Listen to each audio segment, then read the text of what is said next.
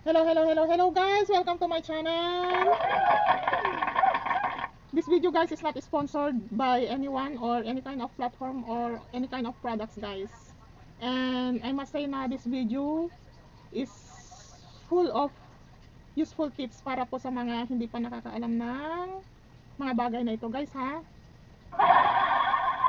Pero sa mga nakakaalam na po nito is welcome naman po kayong maki-join at mag-share ng inyong very helpful experience naman po and very useful tips also. Yeah.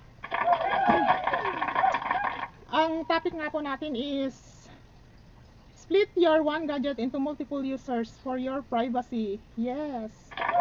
Alam niyo ba guys na napakaganda nito para sa mga katulad natin na maraming loan apps.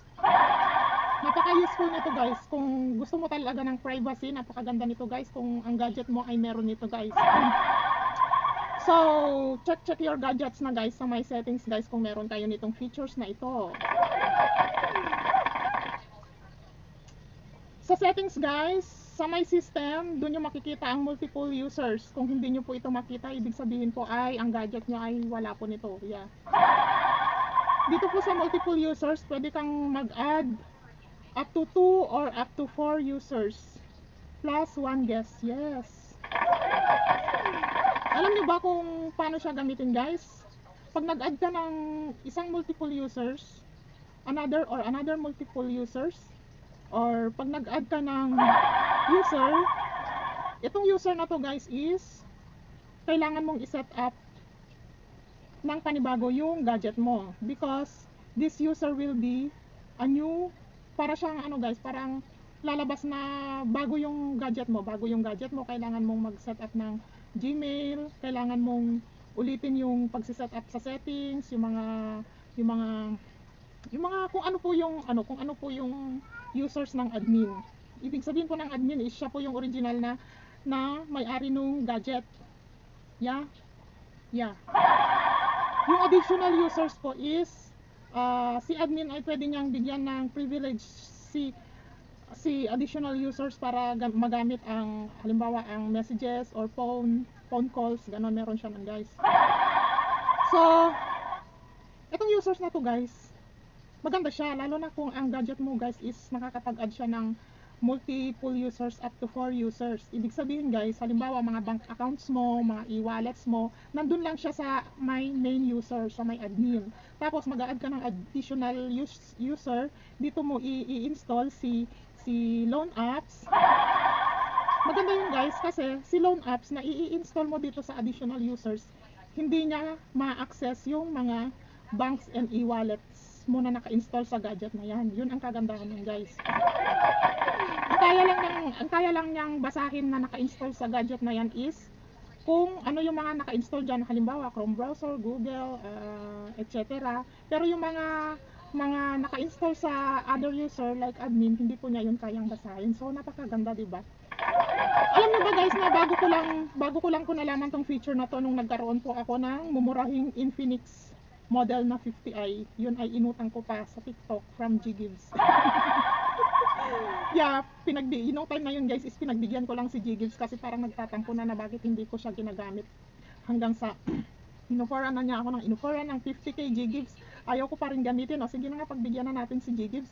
Pero napakakuripot ko naman talaga guys at ang pinurchase ko lang talaga sa TikTok is yung pinakamurang Infinix, bagong labas na Infinix 50i. Yan.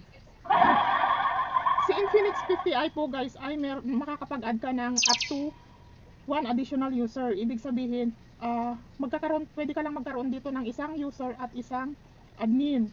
So, bali 2 user lang siya guys. So, iba-iba talaga. Sa mga, ang alam ko ngayon guys, sa mga naglalabasan ngayon ng mga gadgets, mga latest models is, meron na nito guys yung add user.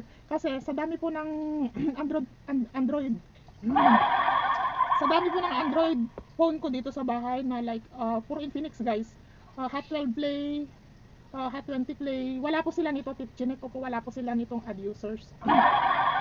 So etong Infinix 50i, yun po meron siya. Pero alam nyo ba guys na pagdating ng phone na to is hindi ko pa alam guys kung paano siya gamitin. Yes, as in. Pero nung umorder ako guys ng tablet sa Temu, using G-Gives again. Yes. This video guys is marami po akong babanggitin ng mga platforms or products pero hindi po ito sponsored by them ha. Yeah. Dahil sa mga babanggitin ko po guys is some of them is highly recommended ko po para sa inyo guys. And abang po kayo sa mga next videos ko guys kasi marami pa po akong i-share na magagandang tips, useful tips guys, promise makakatulong talaga to lalo na sa mga baguhan, yung mga wala pang kamuang-muang sa mundo na katulad ko. Oo, yun lang. Wag na yung mga maraming karanasan sa tabi-tabi diyan. Pero welcome naman po silang maki-join sa atin, 'di ba? Sa ating mga baguhan, sa mga medyo inosente na lang, wag nang ignorante. At ituloy nga natin, guys. Natuto lang akong gamitin itong Abuser noong dumating yung in-order kong tablet kay Temu, guys. Na ang brand po niya is Teclas. Ayan po guys ha, magbabanggit ako ng brand pero hindi po ito sponsored. At hindi ko po sila pinopromote pero highly recommended ko po, promise. Dahil maganda naman po yung experience ko sa mga brand na to, highly recommended ko po. Ay mali yun. Yun. Tsaka ito. Yun nga po nung pagdating nung in-order kong tablet from Temu, Teclas brand po, ang model po niya is T50 Plus. T50 Plus po ang brand. Ayun pa, medyo may ito honest lang po medyo may confusion pa sa model ng unit na to guys kasi lumalabas sa mga ini-install kong apps is 50 HD daw siya pero ang nakalagay po sa settings niya is about tablet is T50 Plus siya pero ang lumalabas sa mga ini-install ko is T50 HD. The good thing naman guys is napakaganda naman talaga niya at napakaganda at simula nung binili ko siya is simula nung dumating siya is hindi pa naman siya nagluloko guys, napakaganda talaga niya guys. Hindi siya nag-iinit, ang lakas guys ng signal niya sa SIM card. Honestly guys, hindi ako gumagamit ng wifi kasi ang ayoko kasi sa wifi guys, it's doble-doble na guys ang gastos ko. Samantalang ang talk and text, nagbangit na naman ako ng guys, di ba? Brand name. Samantalang ang talk and text dito banda sa amin guys, is loadan mo lang siya ng data for 30 days guys. Napakalakas niya guys, sulit na sulit yung 649 pesos ko kay talk and text only data. Tips yun guys ha, tips yun. O diba guys, ang dami kong babanggitin dito guys.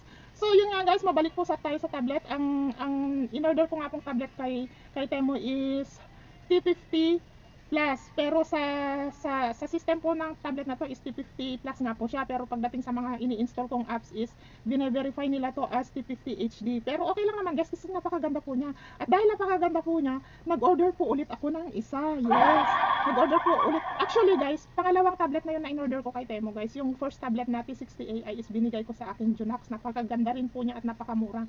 Yes guys, kung marunong ka lang gumamit ng mga pa-promo ni Temu guys, makaka-discount ka talaga almost 45%.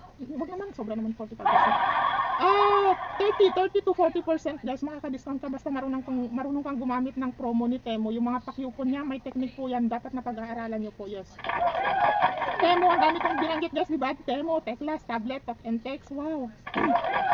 And then mabalik nga tayo dito guys sa tablet is sa Teclas tablet nga guys is pwede kang mag-add ng up to 4 users. Napakaganda niya guys. Halimbawa na hindi mo kayang bumili ng multiple gadgets guys. Minsan gusto natin ng privacy, ayaw natin na yung gadget natin is punong-puno ng installed apps, 'di ba? Napakaganda nito kasi pwede kang mag-add up to 4 users. Yun nga sabi ko nga guys, sa admin mo is pwedeng doon mo i-install yung mga bank accounts mo, e-wallets, and then mag-a-add ka ng user, doon mo install yung mga loan apps. Maganda yun guys, lalo na sa mga scammer na loan apps. Hindi nila matitrace yung mga naka-install na apps doon sa kabilang user kasi nga to, 'di ba? Different siya guys. Lumalabas na different gadget siya pagka ganun kasi different user nga, 'di ba? Tapos sa mag-add ka ulit ng isang user, siya yung gagamitin mo sa pag-TikTok, pag-YouTube, pag-vlog, ganun. Speaking of pag-vlog guys, ito yung gamit ko ngayon. Ang ganda ng camera niya guys, si Teclas, ang ganda ng camera niya. Kaya guys, highly recommended ko siya. Nabili ko lang siya guys sa halagang kay G-Gives guys, sabihin na natin, nabili ko lang yung unang tablet ko guys is nakuha ko lang ng siguro mga 9,000 plus guys kay G-Gives, kasama na interest doon guys kasi 9 months guys eh. Tapos yung pangalawa ko guys is nakuha ko siya ng dahil natuto akong gumamit. Yung unang purchase ko guys is hindi pa ako marunong masyado gumamit sa promo ni Temu, pero kahit pa paano naman guys is naka-discount pa rin ako doon dahil nag-auto add yung promo ni Temu doon sa purchase ko guys na T60AI yung first purchase ko guys. Yes. And sa pangalawang tablet na guys, ito yung gamit ko ngayon guys. Nakuha ko lang to guys ng kasama interest guys ni G-Gives is nasa 8,000 guys. Nakuha ko siya sa 8,000. Yes. At ang pangatlo dahil nagustuhan ko tong pangalawa ko guys na T50, itong confusing model na guys. Ito. Pero okay lang guys yung confusing model niya kasi napakaganda naman talaga. So guys, ipagpatuloy natin dahil naubos ang aking oras doon. Ayun nga guys, dahil nagustuhan ko kahit confusing yung unit model nito, yung model nitong unit na to, ano ba? Ay, dahil nagustuhan ko yung camera niya, ang ganda niya guys, hindi talaga siya nag-iinit, napakabilis niya guys. Halimbawa magda-download ka ng malaking apps, halimbawa magda-download ka ng 1 gig app sa Play Store. Ay promise guys, ang bilis-bilis niya mag-download gamit lang ang mobile data guys, promise. In short guys, almost perfect. Sabihin na natin perfect kasi nagustuhan ko talaga siya guys. Nag-order pa ulit ako ng isa guys. Same model guys, T50 Plus din, T50 Plus, T-Class guys. And nagulat ako na itong T50 Plus na confusing ng tawag ko dito. Confusing pero napakaganda, gustong-gusto ko siya. Siya yung ginagamit ko sa paggawa ng content. Magkaiba sila guys, magkaiba sila ng features. Itong ginagamit ko ngayon is Android 14. Yung dumating guys is Android 15. Tapos, gustong-gusto ko rin siya guys kasi yung meron siyang feature na meron si T60i yung first purchase ko. Merong feature si T60i na meron itong pangatlong order ko na pangalawang T50 Plus ko guys. Meron siya yung privacy guys, yung privacy na kahit hindi ka mag-add user is gumamit ka lang ng privacy tab guys, privacy tab na panibagong setup din siya guys, panibago sa mga alam ko marami nang nakakaalam nito, pero ito naman po talaga is para sa mga hindi pa nakakaalam. Disclaimer po, para ito sa hindi pa nakakaalam ng features na ito. Yun nga po guys, yung in-order ko ulit na T50 Plus na T-Class is meron siyang privacy, nawala siya nito guys. Itong ginagamit ko ngayon sa harap ko guys is pwede kang mag-add ng up to 4 users plus 1 guest user. At itong in-order ko ulit guys, meron din siya nito guys. Bukod sa makakapag-add ka rin sa kanya ng up to 4 users plus 1 guest, meron din siya guys na privacy. Ibig sabihin ng privacy, hindi mo kailangang lumabas sa admin, hindi mo kailangang mag-change or hindi mo kailangang umexit kay admin para lang mag-add ng additional user. Kasi i-scroll up mo lang siya, meron siyang kandado, isi-set up mo lang yun guys, tapos dun ka magi-install ng mga apps. Kung gusto mo siyang i-separate sa main admin, sa main user, kung gusto mo siyang i-separate, doon meron din siyang security pin guys. Pero anong pero? Yun nga ang maganda dun guys, di ba? Kaya nagustuhan ko rin siya guys. Ang ibig kong sabihin sa pero guys, sa pero is parang nawawala ako guys sa kwento ko, pasensya na. Yun nga guys, ito meron tong facial recognition guys. Para na rin guys for your reference na rin, baka gusto nyong bumili sa Temu. Ito is sinishare ko lang naman guys para kung nagtitipid kayo, sulit na sulit po talaga, lalo na pag meron po kayong G-Gives, o kung wala naman po kayong G-Gives, pag-aralan niyo po mabuti paano po gamitin yung pa-promo ni Temu, yung pa-coupon niya. Ang ginagamit ko po kasi doon is yun, ituloy-tuloy natin itong segue na to. Ang ginagamit ko po doon guys is para makakuha ka ng bundle coupon. Alam mo yung bundle coupon, para makakuha ka nun guys is kailangan mo munang bumili ng up to 2 products. Ngayon pumili ka dun guys ng pinakamurang 2 different products, bayaran mo yun in cash, GCash, Paymaya, bayaran mo siya. Ibig sabihin hindi siya utang guys, bayaran mo siya differently, i-check out mo siya differently. And then after you check out that 2 products guys, pwede dun guys, meron dun less than 100, ganyan, kailangan mo lang bumili ng 2 products talaga guys, kasi wala namang required na kung magkano yung ipo-purchase mo. Ang kailangan lang is 2 products lang talaga, regardless of the price guys. And pagka-check out mo nun guys, automatic i-add ni Temu sa account mo yung bundle coupon. Yun na ngayon guys yung magagamit mo para mag-purchase ng mamahalin. Doon mo siya guys i-gamitin. Halimbawa gusto mong bumili ng tablet, doon mo gamitin yung bundle coupon. Kasi halimbawa ito guys, ang price talaga nito guys is lumalabas doon ang regular price nito guys is 23,000. Discounted na siya, 9,000 na lang siya. Discounted na ni Temo yun. Promo ni Temo is 9,000 na lang siya. Tapos may bundle coupon ka pa guys. Magagamit mo pa siya. Halimbawa 9,000, pwede mo siyang makaka-discount ka pa dun guys ng 2,000, 3,000. O di yung 9,000 na tablet nakuha mo na lang guys ng 6,000. Ganun yun guys, ganon gamitin ang guys, ganon ko ginamit ang pa-promo ni Temu. Naging wise ako guys sa pangatlong purchase ko, naging wise po ako kay Temu. Pinag-aralan ko po talaga kung paano gamitin yung pa-promo niya para sulit na sulit guys. Kaya yung mga isinabay kong items dito na paninda sana na ang karamihan dun is fake, okay na lang din yun guys, kasi iniisip ko na lang is parang free na lang siya nung tablet ya. Halos hindi na rin naman ako lugi dun guys, kasi ang iba naman dun guys is mga original talaga. Meron iba dun sabi original, pagdating fake, pero okay na lang din guys. Sumama ang loob ko, slight lang guys, slight lang. Pero kung susumahin ko naman is sulit na sulit pa rin guys yung nakuha kong discount kay Temu. Yun guys ay ginamitan ko po ng G-Gives yung first, second, third purchase ko ay ginamitan ko po ng G-Gives, kasi nga po sabi ko sa inyo is pataas ang offer ni G-Gives sa akin. Nagtatampo na, di ba may minimum na 4K guys para makapag-purchase using G-Gives, hanggang sa ginawa na lang niyang 1K minimum para lang daw siguro gamitin mo na ang G-Gives mo. Yung ginamit ko na nga si G-Gives ko guys, at until now guys yung 50K na G-loan ko is hindi na ulit ako na offeran. Parang pinapatapos na lang niya sa akin yung 30K na utang ko sa G-loan. Kaya nabayaran ko na yung dalawang term ko kay G-Gives guys. Ayaw ko munang gamitin kasi ang inaantay ko po is offeran niya ako ng G-loan. Yeah, so ang dami kong nabanggit guys, no? Ang dami kong nabanggit dito sa video na to, si G-Gives, G-loan, Temu, Teclas, Infinix, Stock and Text, and many more. Yun nga guys, ang ko sa inyo guys, ito pa guys isa pang tips guys kung ikaw ay baguhan at katulad ko na medyo insecure humarap sa camera, katulad yan, yung di ba? Ako po talaga is insecure po akong humarap sa camera, insecure po talaga akong humarap sa camera, basta insecure po. Dahil na discover ko po na ang tablet pala is napakagandang gamitin sa paggawa ng content. Unlike cellphone guys, 'di ba pag cellphone guys is yung aspect ratio niya guys is parang pang TikTok lang ganun. Sa tablet kasi is pang YouTube talaga guys, pang YouTube talaga yung aspect ratio ni tablet. So nire-recommend ko nga, highly recommended ko nga talaga guys itong model na to guys, itong brand na to na Teclas. Promise guys, para sa mga taong katulad kong nagtitipid, walang budget para sa mamahaling gadget guys. Napakaganda ng Teclas brand. Alam nyo guys, sa totoo lang, tagal kong pinangarap, ilang taon kong pinangarap magkaroon ng guys, ng Teclas brand. Makukuha ko lang pala using G-Gives at si Temu.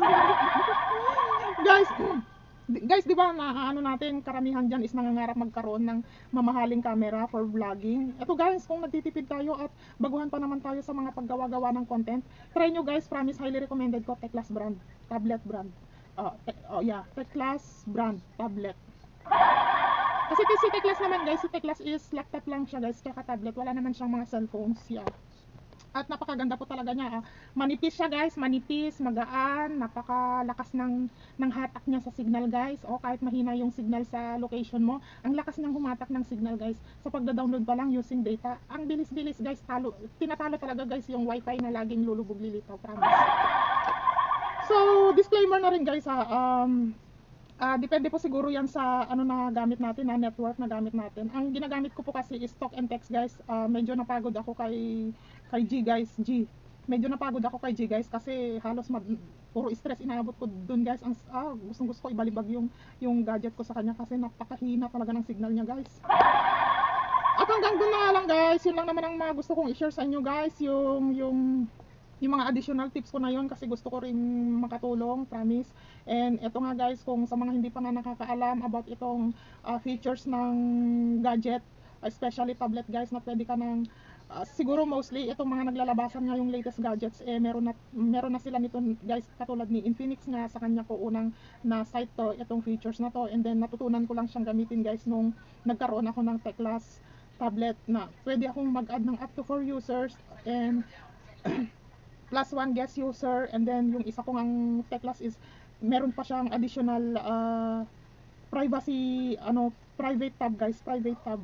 Halimbawa, yun nabanggit ko na guys, mauulit ko lang ulit, makulit ko talaga ako yun na nga guys, ang kagandahan talaga nito is ang ang paggagamitan mo nitong multiple users na to guys, separate mo yung mga apps sa ibang sa ibang user. Doon mo install yung mga ano mo, yung mga importanteng apps mo, yung like e-wallet, bank account, ganun. Dito naman is sa mga loan apps, ganun. Sa kabila namang sa additional user naman is doon ka mag-add ng para sa YouTube lang. So paggawa mo ng content, up to 4 users na guys. Tapos sa additional users naman guys is pwedeng doon ka mag-install ng mga games kung gusto mo na minsan, kasi ganun po ako minsan, puro na lang trabaho para naman medyo ma-relax yung utak natin, laro-laro din paminsan-minsan, ganun. Isa lang naman ngayon guys ang nilalaro ko dahil dati addict na addict din po ako dati sa code guys, yung Call of Duty tsaka Mobile Legends. Kaso naobserbahan ko guys na parating pa lang yung kalaban is kumakabog na yung dibdib ko. Sabi ko heart attack, ang heart disease ang makukuha ko dito, kaya tinigil-tigilan ko guys. Ano lang na lang ako ngayon, mga fishing game na lang. So yun lang guys, kahit pa paano sana ay nakapagbigay po ako ng kaaya-ayang tips at talaga namang makakatulong sa mga katulad kong baguhan pa sa mga kaalamang ganito. At pasensya na po kayo sa mga Tagalog ko na hindi matino. Yun lang guys, thanks for watching guys. Take care.